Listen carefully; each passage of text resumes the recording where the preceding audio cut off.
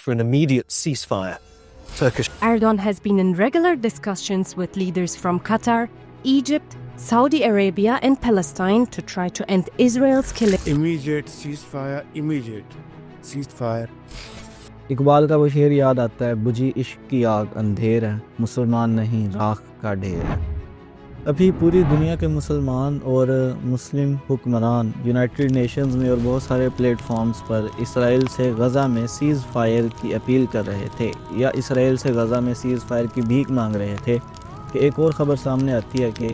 Last 24 hours میں اسرائیل armed forces نے شام میں اپنی انویژن سٹارٹ کر دی ہے۔ متعلق آپ کو بتائیں کہ اسرائیلی فوج شامی خانہ جنگی سے پردہ اٹھانے شام کے اندر داخل ہو گئی، گولان کی پہاڑیوں پر قبضہ کر لیا گیا ہے۔ پہلے شام میں جو جنگ جاری رہی وہ آئل ریزروز کے لیے تھی جسے امریکہ نے شروع کیا تھا، لیکن اس دفعہ کی یہ جنگ آئل کے لیے نہیں ہے،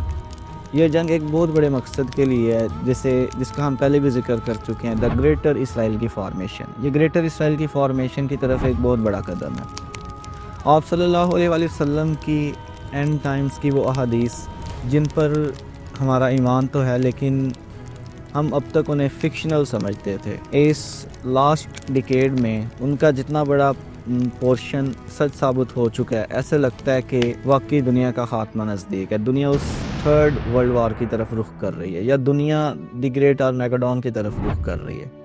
شام ایسی سرزمین ہے جہاں صلاح الدین ایوبی دفن ہے۔ صلاح الدین ایوبی وہ جس نے یروشلم کو پہلے فتح کیا تھا اور اسے سلطنت اسلامیہ میں داخل کیا تھا۔ اسرائیل آرم فورسز کی جو یونیفارم ہے یا جو ان کی فوج کی وردی ہے، اس پر اگر دیکھیں، اس کو اگر اینالائز کریں تو ان کے بازو پر ایک خاص بیچ لگا ہوا ہے، جس بیچ کے اوپر لکھا ہے دی پرومسڈ لینڈ، اور آگے ایک چھوٹا سا نقشہ آپ کو دیکھنے کو ملتا ہے۔ اس نقشے کو اینالائز کریں تو وہ نقشہ گریٹر اسرائیل کا نقشہ ہے جو سیریا، جارڈن، عراق، لبنان، فلسطین اور آج کا اسرائیل اور سعودی عربیہ پر مشتمل ہے۔ اسرائیل اور غزہ کا کنفلکٹ جسے بدقسمتی سے مسلم میجورٹی آج تک، میکسیمم مسلم میجورٹی آج تک یہ سمجھ رہی ہے کہ یہ ایک صرف خطے کی جنگ ہے، جس جنگ کا ذکر پاکستانی لیڈرز نے ہمیشہ کشمیر کے ساتھ ریلیٹ کر کے کیا کہ جس طرح پاکستان کو کشمیر نہیں دیا جا رہا، اسی طرح فلسطینینز کی لینڈ پر اسرائیل نے قبضہ کیا ہوا ہے، جبکہ وہ بالکل ایک علیحدہ میٹر تھا جو پورا کا پورا ریلیجیس تھا، جس پہ میں ایک پہلے پوری ویڈیو ریکارڈ کر چکا ہوں، the Jews and the Jerusalem. Jews کا شام کو انویڈ کرنا اور دا گریٹر اسرائیل کی طرف ایک اور بہت بڑا قدم بڑھانا اس چیز کی نشاندہی ہے کہ وہ وقت آہستہ آہستہ قریب آ رہا ہے جس کی ہمیں پیشن گوئی کی گئی، لیکن مسلمان اس کے لیے کتنا اختیار ہیں یہ سب کے سامنے۔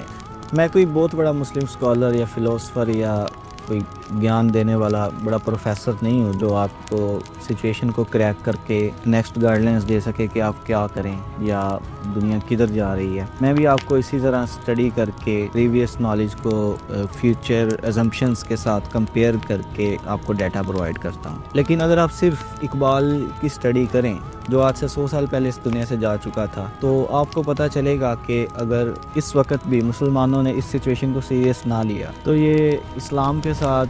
تاریخ کی سب سے بڑی بغاوت ہوگی، اور اس کی ساری رسپانسبلٹی مینلی آج کے علماء پر جائے گی جن کی واضح نصیحت بالکل ان عالمی حالات کو ٹارگٹ نہیں